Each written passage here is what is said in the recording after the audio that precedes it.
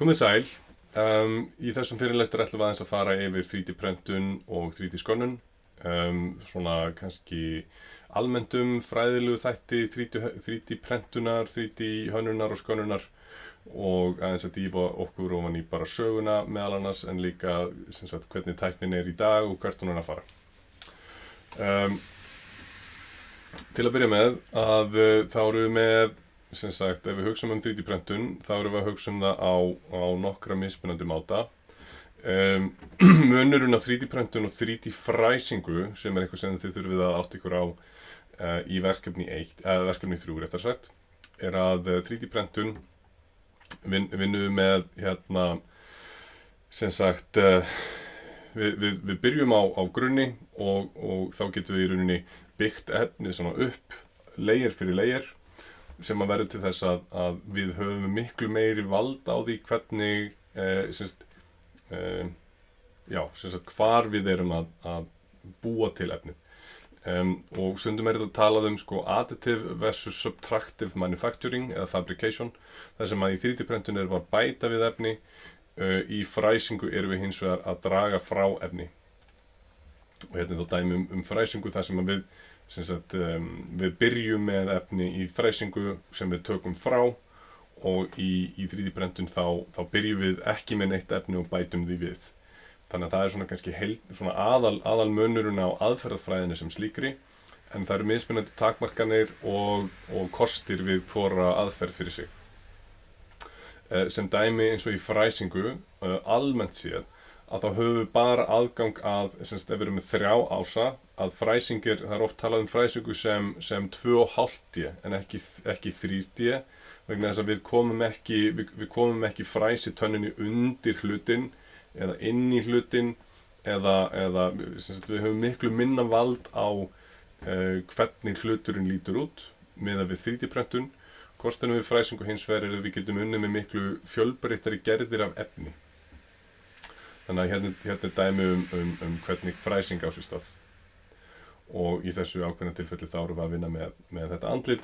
Við getum vissilega snúið í við, en engu að síður þá höfum við samt minni vald á því hvernig við komumst hliðin á því, af því að við erum alltaf að vinna með það frá efri hliðinni.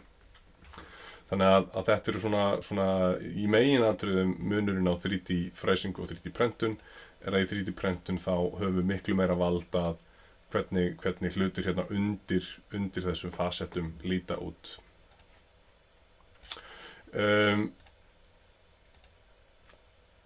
Það er oft talað sem sagt 3D prentun sem tvenns konar upphaf. Við erum búin að fara í gegnum hvernig 3D fræsing byrjaði, en 3D prentun upphaf á því á sér stað hérna í rauninni á 2 mismunandi stöðum, og það er annars vegar hérna í Þýskalandi sem sagt í fyrirtæki sem heitir þetta er 1983 og þetta er fyrirtæki sem heitir 3D Systems. Og 3D Systems, þetta er í rauninni upphafið af þegar að stereolithography tæknin á sér stað, við förum aðeins betur í gegnum það síðar, en í þessari tækni þá er í rauninni útfjólubláu ljósi skotið á ákveðið plastefni og við það að verða fyrir útfjólubláu ljósi þá harðnar það. Þetta fyrirtæki 3D Systems það gerði töluvert mikið tók frá sér töluvert mikið af einkaleyfum. Hitt fyrirtæki Stratasys, og það í rauninni bjó til 3D prentara sem var í rauninni bara eins og límbissa sem ferðaðist eftir ákveðnu ferli og byggðu upp efnið þannig. Þannig að þessi 2 fyrirtæki, 3D System og Stratasys, lögðu fram alveg gríðarlega mikið af einkaleyfum sem runnu út 20 árum síðar í kringum 2003, 2009 upp á þessu leyti, sem var til þess að sem sagt 3D prentarar eins og við þekkjum það í dag fóru að koma inn á almenna markað í kringum þetta tímabil 2009, 10, 11, 12, sem að þessi svona almennu 3D prentarar sem við erum að vinna með í dag fóru að verða aðgengilegir á almennu markaði. Einfaldlega vegna þess að þessi 2 fyrirtæki voru mjög sein að nýta sér þessa tækni til þess að búa til markaðsvæna markaðsvænar vörur.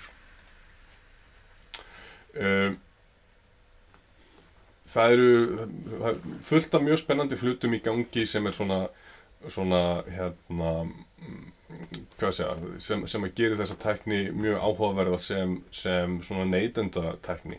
Það sem að þú ert með, við erum með fullt af einstaklingum sem að búa til alls konar neytendavörur og hérna til dæmis dæmi einstakling sem búin að búa til mótora og fleira bara út frá 3D-prentun.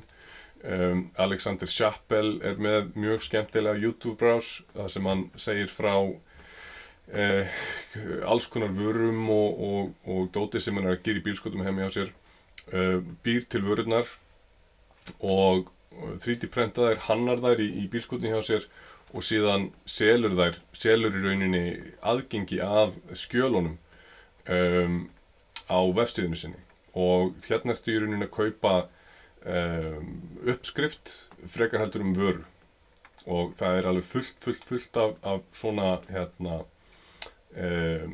svona dæmum svona einstaklinga út allan heim þar sem að þeir eru að búa til uppskriftir og selja í rauninni digital kópjur af vörunum sínum til aðila sem að vilja svo 3D-prentaðir jafnvel sjálfur eða kaupa aðgengi að 3D-prentuna þjónustu.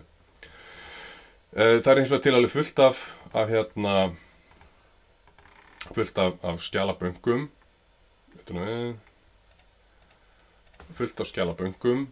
sem að fólk getur farið inn á til þess að finna frí skjöl.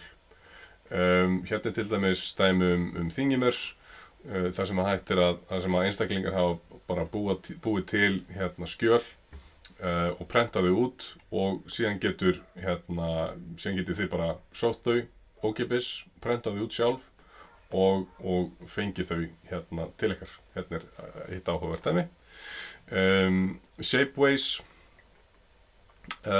svipað. Þetta hérna hægt að fá parta prentaða fyrir sig.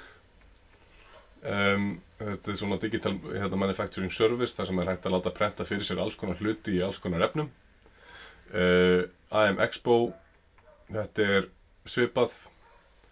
Það sem hægt að kaupa aðgengi að 3D-prentara þjónustu og Thangs sem sagt svona eins og Thingiverse en þetta svona archive af archivum í rauninni. Þannig hérna hægt að leita að, þetta svona eins og Google fyrir 3D-prentun. Það sem hægt að leita að mismunandi gerðum af hlutum og fara svo inn á mismunandi vefsíður þar sem að þessi hlutir eru hýstir.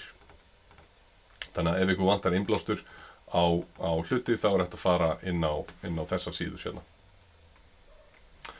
Það eru til hins vegar margar gerðir af 3D-prentun og það sem við erum fyrst og fremst að vinna með svokallað Fused Deposition Molding eða FDM-prentun og þetta í rauninni þessi tækni sem var upprunalega þróuð af Stratasys, þar sem við erum með plast sem í rauninni extrútað út úr svona heitum enda eftir ákveðnu ferli og þannig verður hluturinn til yfir tíma. Þannig að þetta svona eins og límbissa sem að spýtur út hlut og við finnum hvernig þetta virkar að hérna erum við í rauninni bara með svona heita enda og það spýtist út plast, getur verið eftir í mismunandi litum í sumum tilfellum í sumum prenturum, það reyndar við erum ekki með þannig prentara og þannig svona layer fyrir layer verður til hlutur yfir einhvern ákveðinn tíma. Þannig að plastið er geymt í svona rúllum, sjáum hvort við getum ekki fundið hérna. Þetta er geymt í svona spagetti rúlla sem að fer í gegnum ákveðin leiðar í prentaranum og síðan eru mótorar, steppermótorar sem að ýta plastinu í gegnum svona heitan enda. Það eru til aðrar gerðir af Fused Deposition Molding og hérna til dæmis dæmi hvernig hægt að prenta hús með svona tækni. Þá annarkvort leir eða steypa sem að sett á svona gantry eða svona krana og hann eftir ákveðnu ferli spýtur út úr sér efni sem að sem að getur orðið til þess að það er að prenta svona struktúra, svona miklu stærri struktúra heldur en það sem við erum með að vinna með. Þannig að hérna er skemmtilegt vídeo á YouTube ef einhver hefur áhuga á því að kynnast þessari tækni betur.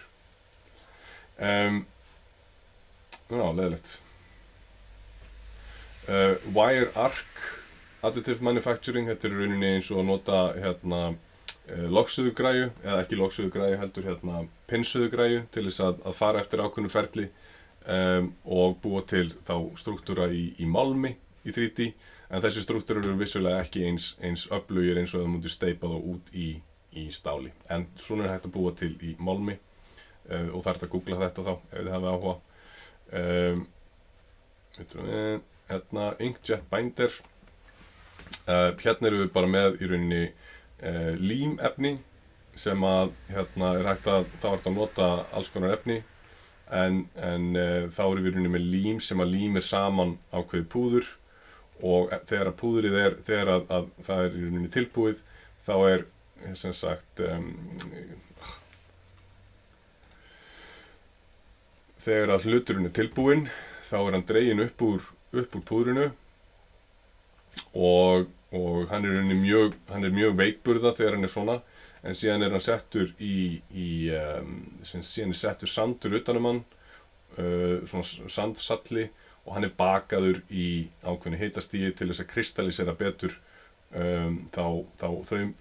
það efni sem að hluturinn er búinn til úr, og þá leið í rauninni gufar plastið upp. En þetta er rauninni aðeins flóknari leið til þess að steypa út hluti í rauninni, en með þessu er hægt að búa til miklu flóknari gerðir eða sem búa til hluti úr flóknari efnum eða erfiðari efnum, til að mynda áli eða stáli. PolyJet er sambærilegt, en hérna erum við með hérna er þetta búið til plastefni úr miklu fjölbreyttari til að mynda fjölbreyttari efnum úr fjölbreyttari í fjölbreyttari litum, og hérna til dæmis þetta búið til það er svona prentari til að mynda í HR þar sem að þeir eru að prenta út læknisfræðilega hluti, þannig að það er að búa til úr efni sem að líka eftir til dæmis beinum eða líffærum.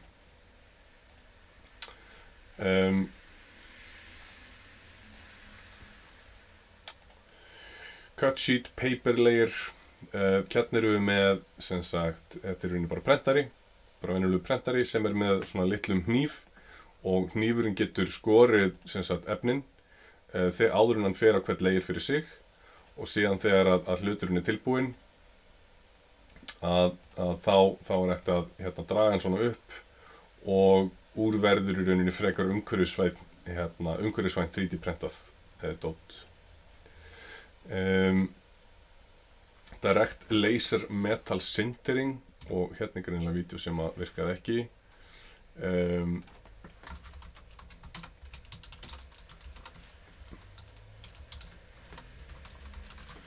En við googlum þetta,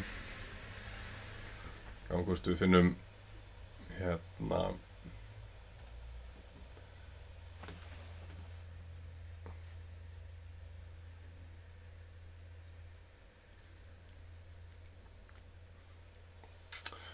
sem sagt, þá er þetta búið til svona eins og tannhjól, og þá erum við með leysigeisla sem að sker í sallan, og síðan hann bræðir í rauninni sallan niður, layer fyrir layer, og síðan er sett svona smá púður, bara örþund lag, kannski 30 mikrón eða eitthvað svoleiðis, er sett yfir í einu, og geislinn gerir aftur sama feril, og síðan kemur næsta lag og geislinn fer yfir sama feril og svo framvegis, og þannig í rauninni bráðnar hluturinn saman, en þessa hluti þarf að baka eftir á með í heitum ofni til þess að kristallstruktúrin inn í þessu bindist betur saman. Og það er til svona prentari í tæknisetrinu í Keldnaholti. Og fyrir þá sem hafa komið inn í labið til mín, þá er ég með 3D prentaðan hurðarhún sem er gerður með þessari aðferð.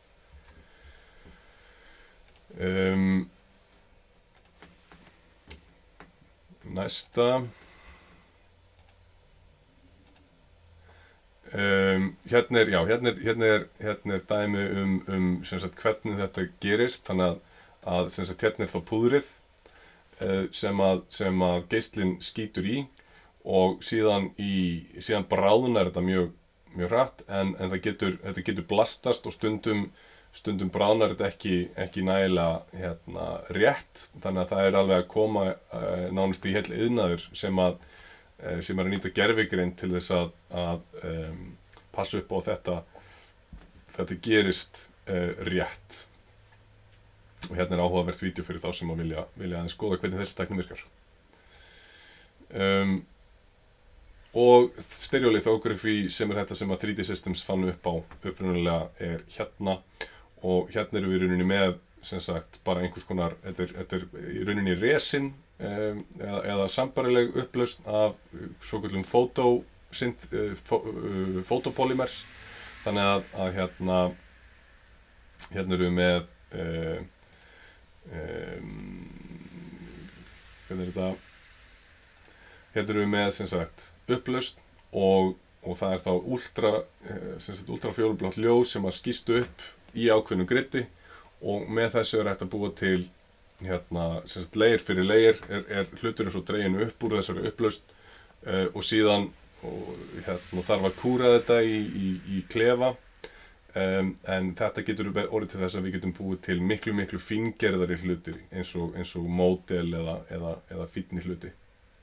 Í sumum tilfellum eru þessi hlutir það sterkir að það er þetta að nota þá í burðarþol og fleira, en almennt séð er þessi upplausn ekki það sterk að hægt sé að nota það í hvað sem er. Þannig að hver á eina af þessum tæknum hefur sína kosti og galla. Ég held að þetta sé síðast að lokum. Continuous Liquid Interface Production eða CLIP, þetta er tiltölulega nýleg gerða tækni, en þetta er svipað eins og stereolithography tæknin, nema að auki þá er sem sagt ákveðin gastegund sem að fer upp með efninu til þess að hjálpa til við að þetta bindist saman. Þannig að þetta getur verið mjög sniðugt. Ég veit ekki til þess að þessi tækni sé nýtt hérlendis að neinu leyti. En þetta er svona nokkuð veginn tæmandi listi af, síðan er 2-photon polymerization. Lokum að ertu með sem sagt efni og það eru 2 geislar sem að koma saman inn í efnið, inn í einhverja upplausn, og með því að geislarnir koma saman að það verður til ákveðin skurðarpunktur, ákveðin brunapunktur sem verður til þess að efnið kristallast bara á þeim ákveðna punkti, og með þessu er hægt að búa til mjög þétta og flókna strúktúra á nanóskala. Þannig að það er mjög áhugavert.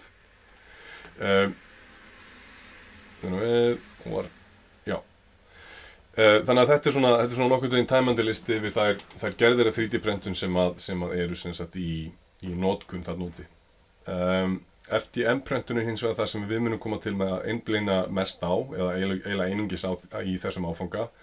Það sem að við erum, þetta er bæði auðveldasta svona consumer grade tæknin sem að við höfum aðgengi að. Ég er með nokkuð marga svona prentara hjá okkur inn í Vaffer 3 og þannig að áfangin mun að mestu leyti fókusera á hvernig við notum þessa tækni, en hönnunin per se er nokkuð veginn á svona mestu leyti við fyrir hvaða tækni sem við erum að nota í þessum módúl, þannig að FDM prentun. Þau efni sem við erum mest að nota er sem sagt svokallað PLA plast eða polylactic acid, en hins vegar erum við með, það er sem sagt hægt að nota eiginlega flest af þessum efnum, það er þá polylactic acid eða PLA, ABS plast. Þetta er sama plast eins og þið finnir til dæmis í kringu tölvuskjái eða sjónvörp. Oft er þetta svart plast en þetta getur verið í hvaða lit sem er. Þetta er sem sagt búið til úr olíu, PLA plast er búið til úr kornsterkju, þannig að þetta er faktist séð kolefnisneikvætt, það er að segja að það er búið til úr lífmassa eða lífefnum, meðan ABS búið til úr olíu. PET-G líka búið til úr olíu. PET-ið er það sem þið finnir til dæmis í kókflöskum. Reyndar búið að bæta við hérna glýkól til þess að gera það mýkra, en þetta plast hérna líka búið til úr olíu. ABS og PETG eiga það sameiginlegt að það auðveldara að endurvinna þau, sérstaklega PET-ið, að það miklu auðveldara að endurvinna, sem sagt bræða plasti niður og nota það aftur, meðan að PLA býður ekki upp á það. PLA hins vegar hefur umfram hin tvö að það miklu auðveldara að brjóta það niður sem sagt það rauninni hægt að molta það. Undir ákveðnum kringumstæðum hægt að brjóta það niður og þá í rauninni fer það ekki inn í hringrásina. Þannig að það eru kostur og gallar við hvaða plast við notum. Bæði hafa þau mismunandi eiginleika, en eins líka að þá svona líftími þeirra öðruvísi í náttúrunni. Það hægt að prenta út í nælon. Ég reyndar ekki með neinn nælon efni hjá mér, en nælon er miklu sterkara heldur en öll hin, og miklu endingabetra, höggþolnara og fleira. Þannig að þetta er svona, það er svona mismunandi hvað við viljum nota í mismunandi hluti og afurðir. High impact polystyrene yfirleitt notað sem stuðningsefni við ABS sérstaklega, og PETG. PFA líka HIPS uppleysanlegt í límonin sem ákveðin sýra. PFA uppleysanlegt í vatni. PFA sama efni eins og þið finnið til dæmis í ákveðnum límefnum. Til dæmis að þið myndu límið sem þið notið í umslög PFA. Þannig að þetta er svona, þetta límefni, en hægt að nota það sem stuðningsefni fyrir PLA. TPU finnið þið stundum í sólum á svona skóm til dæmis. Þetta er svona gúmmíkennt efni. Það er ekki teygjanlegt, en það er svona mjúkt í áferð. Og þannig að það er þessi plöst. PLA svo, það er til alveg fullt af ákveðnum bætiefnum sem hafa verið sett í PLA, sem hafa orðið til þess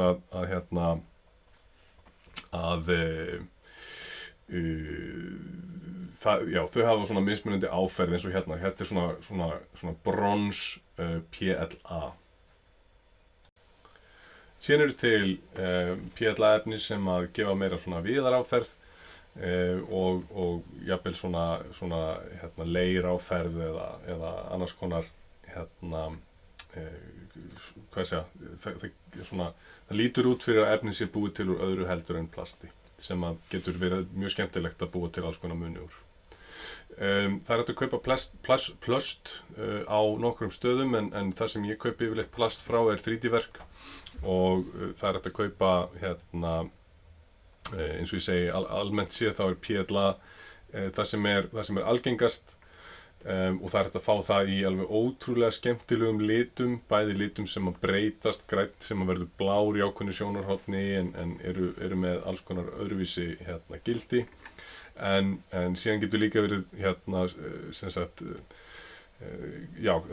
er að hugsa kannski fagurfræði efnisins, og þá getur verið skemmtilegt að vinna með það, en síðan PETG, það er miklu betra eins og það getur verið matvælivottað, eða eðlilegra að nota það í matvæli vegna þess að leirarnir á milli PETG efnisins eru miklu stöðugri. Ég myndi nú þó vera mjög varkár með að nota þetta í matvæli sem slík. Það er oft talað að PETG geti verið matvælivottað, en ég myndi ekki nota þetta. Ég myndi ekki búa til glös úr þessu eða diska eða eitthvað þannig. Þannig að ef ykkur vantar efni, þá myndi ég skoða 3D-verk, og þeir eru með alls konar efni sem að hægt að nota í alls konar litum með alls konar gerðir á alls konar verði, og þannig að ég nota þá yfirleitt þegar ég að leita mér að einhverjum plastefni fyrir einhver sérverkefni.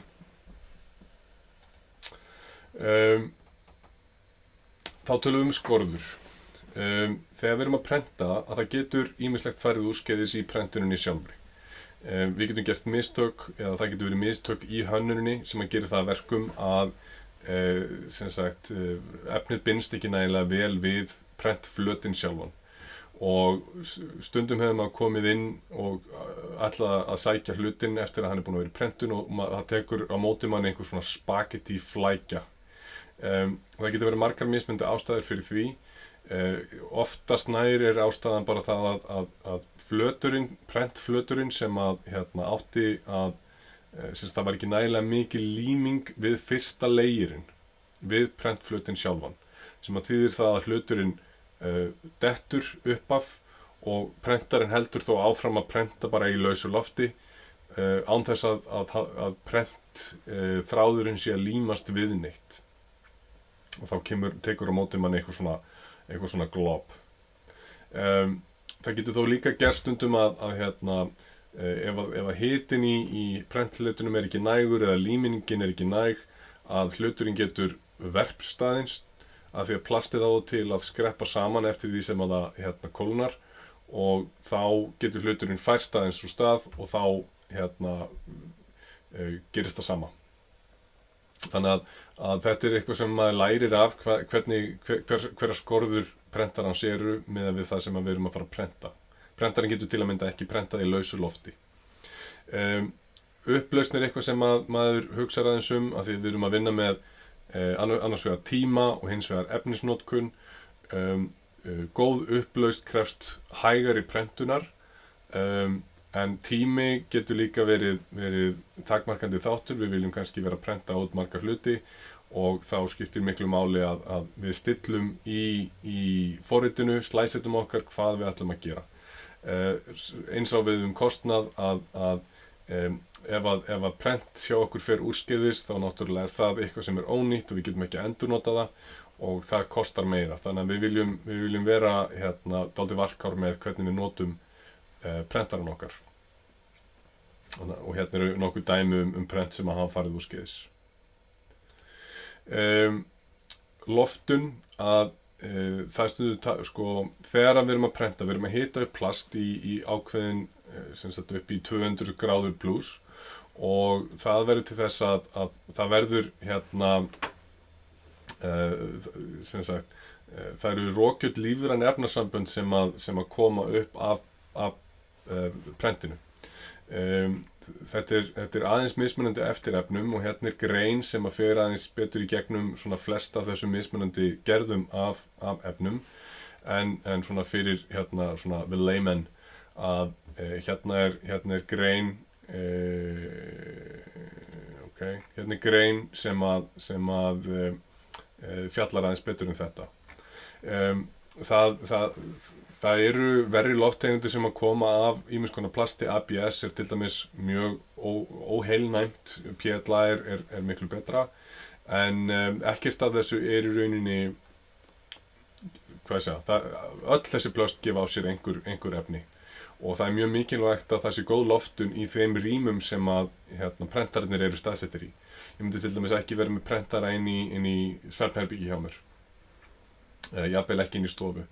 Ef þið eru með prentara heima hjá okkur þá mæli ég með því að þið séu með einhvers konar loftútsog eða loftskipti, góð loftskipti inn í rýminu hjá okkur og jafnvel líka að þið séu með svona loftgæða filter, einhvers konar heppafilter sem að getur hreinsað loftið út. Það eru agnir sem að koma upp og verða. Í rannsóknarstofunni hjá mér er ég með loftskipti það bil einu sinni á tvisvar á sólarhring kannski, eitthvað svoleiðis. En það væri alveg æskilegt að það væri oftar.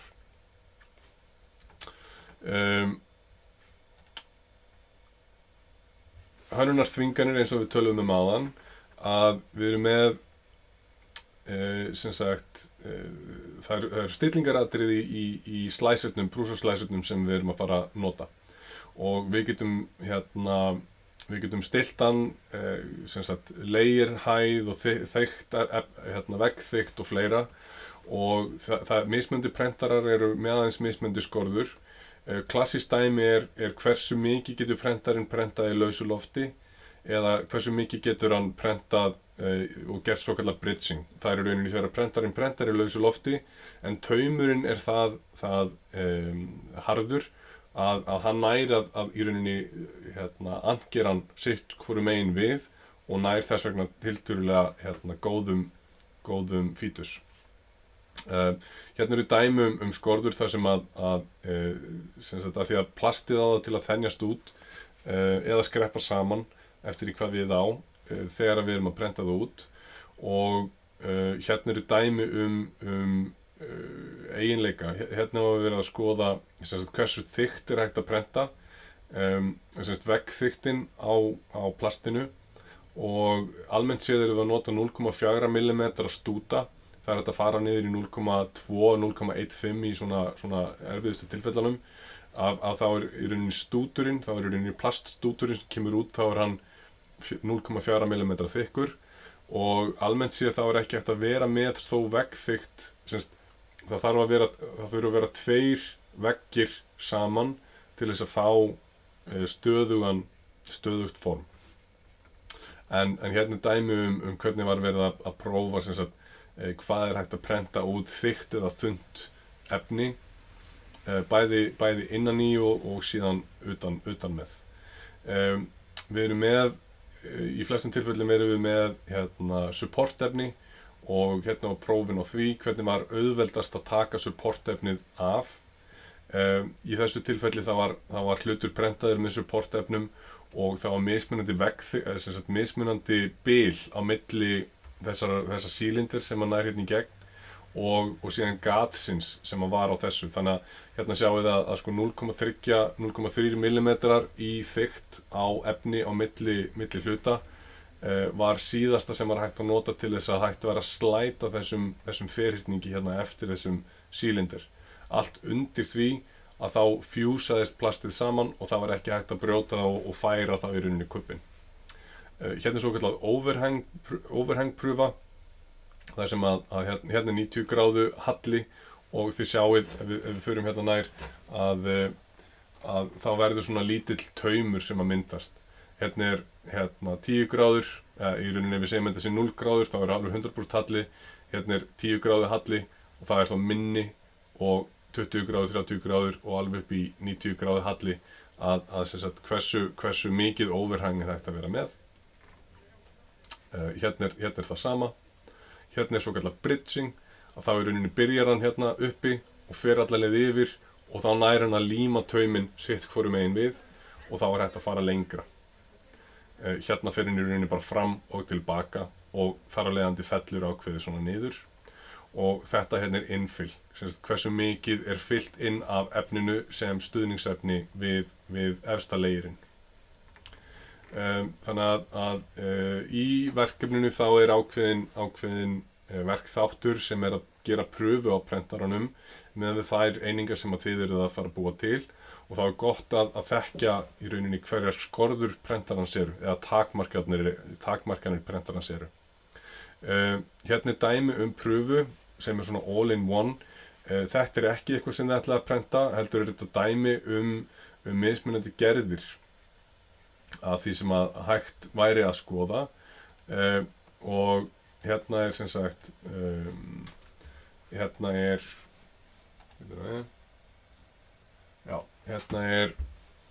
dæmi svona all-in-one pröfu þar sem við erum að prófa overhang, við erum að prófa veggþykktir, við erum að prófa hversu mjóar súlur og háar súlur getum við gert.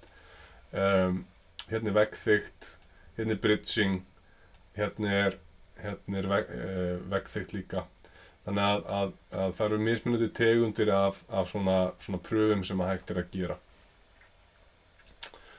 Og eins og fyrir prentara, ef maður er að eignast prentara og maður er að skoða hann í fyrsta skipti, þá getur alveg verið sniðugt að prenta út svona til þess að athuga hverja skorður prentarans eru.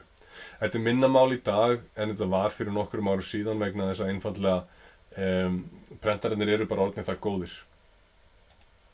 Hérna er dæmi hérna er vídeó sem að fjallar aðeins betur hvernig er best að vera með stuðningsefni fyrir prentarana. Af því að stuðningsefni geta, eða sem sagt mismunandi leiðir til þess að styðja við efnið henta mismunandi vel fyrir þá hluti sem að búa til. Og síðan eru til alls konar svona slicing algoritmar sem að gera það að verkum að við getum tekið hluti, prenta þá í einu og þeir eru með og síðan þegar maður tekur þá út að þá eru þeir svona eins og efni eða þú veist, þeir eru ekki rigid, þetta eru ekki fastir saman, heldur þetta búa til efni sem að jafnvel flæðir og maður hefur séð vídeo af fólki búa til svona prenta út chainmail og fleira fyrir alls konar og bara flíkur og klæði, þannig að hérna er einhver búinn að hanna svona kjól í 3D og algoritminn í rauninni brýtur hann saman niður í einhvern svona vöðul sem svo prentaður út og síðan hægt að taka hann út og í rauninni hluturinn verður að svona flík eftir á. Þannig að það er mjög áhugavert hvað hægt að gera við þetta. Þegar þið eru búin að hanna hlutin ykkar í Fusion eða öðru hönnunarforriti, þá þarf að slæsa þá og það er í rauninni, þá tökum við STL eða 3D mótilið og búum til vélaplön fyrir það. Við notum Prusa Slicer sem þetta að sækja hérna, en Prusa Slicer ég býð til í rauninni annað forrit, fyrir ekki annað myndband sem að útskýrir hvernig Prusa Slicer virkar og hvernig þið notið það fyrir ykkar hluti og fer aðeins betur þá í gegnum þessar mismunandi stillingar í Prusa Slicer fyrir þá hluti sem þið ætla að gera. Og síðan eru til svona legacy slicerar eins og Slicers og Cura. Cura er aðalega notað fyrir Ultimaker, en það eru til svona prófílar í bæði Prusa Slicer og Cura sem að gera það að verkum og þarf að nota þá fyrir mismunandi gerðir af prenturum. Nú, síðan þegar hluturinn er tilbúinn, að þá viljum við kannski fá öðruvísi áferð á hann. Yfirleitt er þessi hlutir þannig að maður sér alveg leirana í hlutnum, en það er hægt að kaupa alls konar efni sem við getum málað á hlutina til þess að gera þá alveg slétta og fína þannig að það er eins og þeir hafi verið steyptir út. Og það er hægt að vera með alls konar svona coating efni sem er einhvers konar resin eða fleira. Í sumum tilfellum er hægt að eins og fyrir ABS að þá er hægt að setja það, sérstaklega fyrir ABS þá er hægt að setja það í acetón svona klefa þar sem acetón gufur gera það að verkum að efnið í rauninni smúðast að sjálfum sér, en það er líka hægt að nota sandpapír á það. Það er hægt að præma það og mála það, smúða það með alls konar, eins og ég segi, acetóni eða fleira og alls konar þannig. Þannig að hérna eru dæmi hvernig hægt er að taka svona hlut sem að virðist vera mattur af því að hann er með svona leirum í og gera hana meira svona gljáandi og skemmtilegum ef þið eru með hluti sem þið viljið fá þannig áferð á. Síðan er hérna dæmi hvernig hægt er að prenta á efni. Þá er hægt að taka svona nylon spandex efni og prenta á það einhverja hluti. Hérna er búið að prenta á svona smellur, þannig að þá er hægt að búa til eins og til dæmis bara hnappa eða tölur sem að hægt er að infjúsa í efnið, sem getur verið skemmtilegt. Og síðan er hérna dæmi non-planar slicing, þannig að í staðinn fyrir að við séum bara að prenta layer fyrir layer á X og Y, og þá getum við prentað í rauninni á öllum ásónum samtímis og fengið þar að leiðandi dálítið skemmtilega áferð. Hérna er dæmi það. Þannig að þá er prentarinn í rauninni að prenta á mörgum ásum samtímis. Þannig að það er skemmtilegt. Mismunandi gerðir af FDM prenturum. Upprunalegi FDM prentarinn sem var open source var svokallaður RepRap project. Þetta er mjög skemmtileg saga, þar sem að höfundur þessa verkefnis hann tók þessi einkaleyfi sem voru þá ný í rauninni útrunnin frá Stratasys og bjó til open source prentara sem rannsóknarverkefni, þar sem hugmyndin var í rauninni að prentarinn gæti prentað út íhluti í aðra prentara.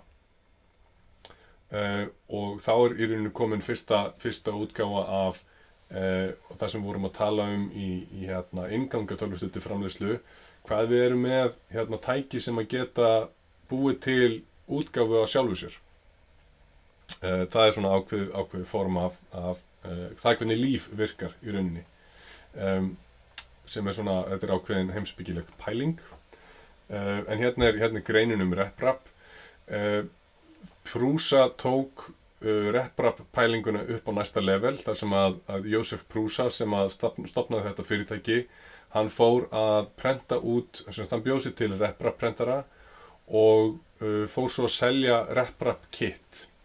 Hélt svo áfram að þróa þá tækni, open source, og stofnaði fyrirtækið Prusa, og fyrstu Prusa prentararnir voru bara, first gen Prusa. Að hérna er, við getum ekki séð fyrstu útgáfuna 2009, hérna er sem sagt fyrsta útgáfan af Prusa. Og síðan þróaðist hún og var bætt alltaf, meira og meira, og eftir því sem að seldist, og síðan var það þróað yfir í bara þessa Prusur sem við þekkjum í dag, og síðan er það komið bara ennþá lengra heldur en upprunalegu gerðirnar af prenturum, núna rétt bara 15 árum eftir að fyrirtækið er stofnað. En Prusa, við erum með Prusa prentara hjá okkur, og þetta eru mjög þægilegi prentarar og virka bara prýðilega vel. Við erum með MK3 sem er reyndar ekki greinilega seldur lengur, en þeir líta nokkurn veginn svona út. Þetta er bara, sem sagt, hitaplattin hérna er Y-ásinn, síðan erum við með gantrin hérna sem er X-ásinn, og Z-ásinn fer svo upp og niður, og hægt er að nota það til að prenta út á þennan FDM máta, og við tölum aðeins betur Prusa seinna. Ultimaker er fyrirtæki sem var leiðandi á markaði í kringum svona 2015, 16, 17 eitthvað svoleiðis, og þetta eru bara fínir prentara líka, er í mikilli notkun upp í Fablab Reykjavík til dæmis, og eru búin að hanna, sem sagt, þetta er ekki open source prentarar, og eru töluvert dýrari en eru meira notaðir í iðnaði orðið í dag, og eru til margar mismunandi gerðir á honum. MakerBot var ráðandi á markaði frá svona 2012 til 2015. MakerBot er núna í MakerBot eiga til dæmis Tinker, sem sagt Thingiverse er MakerBot community, og hérna eru til alls konar mismunandi gerðir af prenturum sem eru líka áhugaverðir, og eru MakerBot sé búið að kaupa Ultimaker, það getur verið. Þannig að þetta er svona svipaði prentarar greinilega. Creality, þetta eru ódýrustu prentararnir á markaðinum, og voru mjög margir sem að byrja á því að kaupa sér Creality prentara. Það er hægt að kaupa Creality prentara fyrir 30, 40, 50 skall, alveg upp í $500,000 ef fólk kýs að gera það. Við erum með einn svona prentara, eða einn prentara frá þeim, og hann er allt í lagi, en ef fólk er að byrja þá getur þetta verið ágætis byrjun að kaupa sér Creality prentara. Við erum með þennan þetta er Creality SR10 Max, prentfluturinn á honum er 0,5 metr x 0,5 metr, og það býður okkur upp á að gera miklu fjölhæfari hluti á stærri skala. Sindó eru algengir svona SLA, STL prentarar eða stereolithography prentarar, og eru mjög algengir. Formlabs eru mjög framalega á markaði í einmitt þeirri tækni að, sem sagt, draga hluti upp úr svona resin efni. Það er hægt að búa til heimatilbúnar vélar. Hérna eru hlekkur inn á svona archive þar sem að hægt er að prenta út mismunandi parta til þess að búa til sínar eigin heimasmíðuðu vélar, og það er jafnvel hægt að búa til sína eigin Prusu frá grunni ef maður kann það. Þannig að það er alls konar til og alls konar í gerjun og þróun í hvernig hægt er að nálgast þessa tækni. hringrásun. Í einhverju tilfellum hægt að endurvinna plastið og hérna dæmi sem sagt eitthvað sem heitir Precious Plastic, þar sem hægt að vera með svona vélar, þar sem hægt að steypa út plastið í plötur eða hægt að jafnvel búa til nýtt 3D prentunar plast úr gömlu efni og þá rauninni bara plastefni, ef við segja bara einhver svona hlutur eins og fjastýring eða eitthvað þannig, bara plastið tekið af því og það tætt niður í bara svona litla pelletur. Síðan það sett í gegnum svona vél sem í rauninni hitar það upp og býr til svona plastþráð úr því. Og þetta getur verið flókið ferli en vissulega hægt að gera það og það fyrirtæki á Íslandi sem heitir Plastplan sem er að nota mikið af þessum græjum í sína hönnunarvinnu og það mjög skemmtilegt að vita af því. Fila Extruder svo eins og ég segi svona open source verkefni þar sem hægt að fæða svona plastpelletur í gegn og spóla því svona á 3D prentunar spólur. Og ef ég segi það aftur að PLA hentar ekki mjög vel fyrir þessa tækni en PETG og ABS jafnvel betur. Print Farms að hérna dæmi hvernig Prusa gerir þetta, að eina ástæðan fyrir því að ég svona hrifinn af Prusa að þeir eru með fullt af Prusum sem eru notað til að prenta út parta í nýjar Prusur. Þannig að þeir eru með 20 klukkutíma í reynslu af því af sínum eigin vélum. Og það þýðir að þau eru stanslaust að þróa nýjar leiðir með sínum græjum. Og þetta jafnvel að koma niður á þann stað að það farið að verða fýsilegt að prenta út varning í staðinn fyrir að steypa hann út. Bæði þýðir það að upplagið getur verið minna. Við getum prentað át 100 mismunandi hluti í staðinn fyrir að búa til verksmiðju sem þarf að framleiða kannski 100.000 bara til að skila kostnaði. Þannig að þetta er mjög sniðugt svona print farms. Octoprint, það er hægt að tengja svona Prusu við Raspberry Pi og þá er hægt að fjarstýra prentara. Það er hægt að vera með webcam og fleira sem að gera það að verkum að við getum fjarstýrt prentaranum okkar í staðinn fyrir að slæsa hann í Prusa slicer og síðan setja hann á SD-kort og síðan setja hann í prentaranum okkar, að þá getum við í gegnum netið getum við stýrt nákvæmlega hvað prentarinn að gera. Skráargerðir. Þessi almenna skráargerð sem við erum að nota og erum að exportera út úr Fusion eða öðrum forritum heitir STL eða með endinguna .stl. STL virkar þannig að við erum í rauninni með 3D space þar sem að við erum með svona möskva af polygónum eða þríhyrningur raunar og þeim mun minni upplausn, þeim mun færri þríhyrningar eftir því sem við förum upp í upplausn, það er bara meiri upplýsingar þríhyrninga.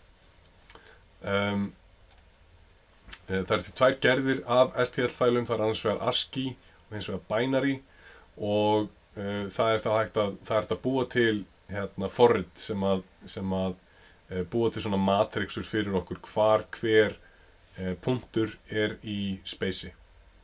Og þetta er hægt að lesa ef þið hafið áhuga á þessu. 3RMF er annað sem við getum notað og það er miklu nýrri gerð. STL er í rauninni upprunalega aðferðin sem er ennþá bara í notkun. Ég held að þessi aðferð hafi verið fundin upp bara í kringum 1990, 1980, þannig að hún er orðin frekar svona legacy en virkar þó er ennþá notuð. Meðan að 3RMF er mjög nýjasta aðferðin og þau getur líka exporterað út úr þessu, úr Fusion. OBJ er önnur skráargerð sem hægt að nota.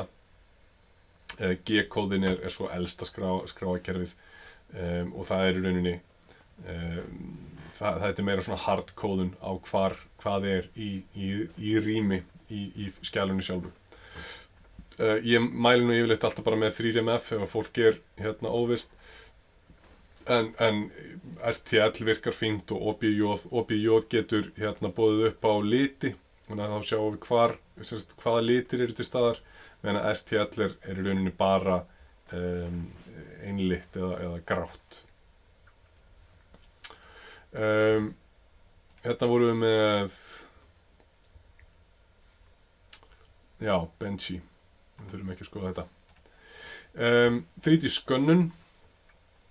3D skönnun er partur af þessu verkefni líka, en hérna er dæmi um 3D skannaða hluti af íslenskum styttum, eða þekkið Einar Jónsson, að þessi maður, Páll Heimir Pálsson segi ég, hann er búinn að fara út um allan bæ og skanna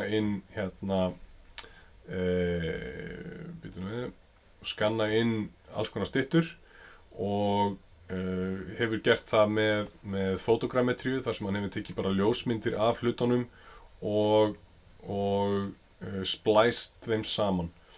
Og það er að búa til alveg einstaklega flottar og góðar flottar hluti í flottri upplausn sem að hægt er að nota til þess að prenta út eða skoða og njóta. Hérna er að sjá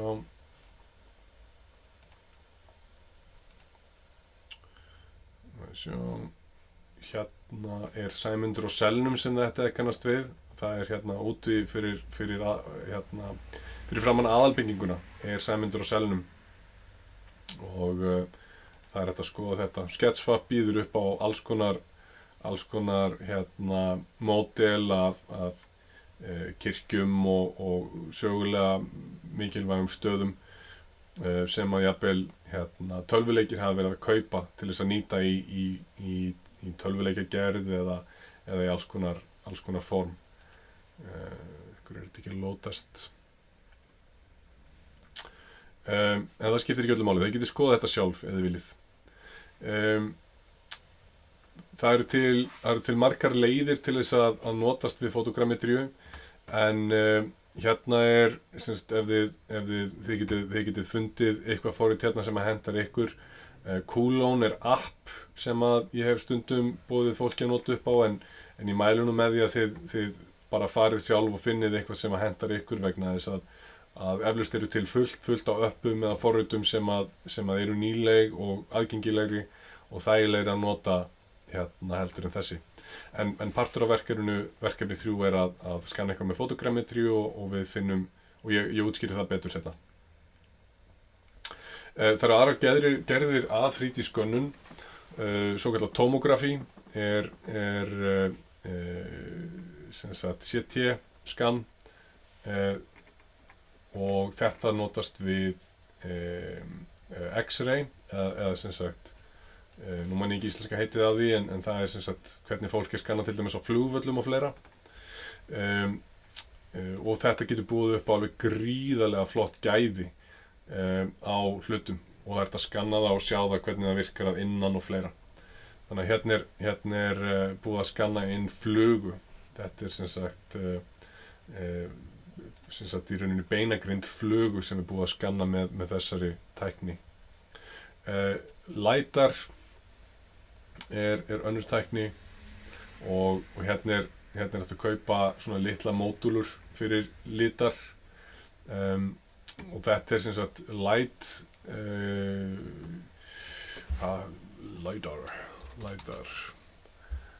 light detection and ranging. Það er þá er ljósi skotið og síðan er bara endurkastið af ljósinu, hvernig það kemur út, og það er svo, ég held að þetta sé notað á bíla eins og Teslur og fleira.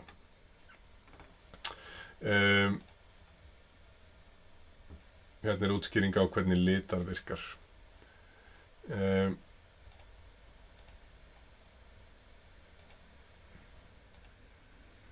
Það er þá ljós sem að kemur og síðan er það endurkastað. Time of flight, structured light time of flight er stundum í símum. Þetta er önnur gerð af skynjara, og það hann styðst við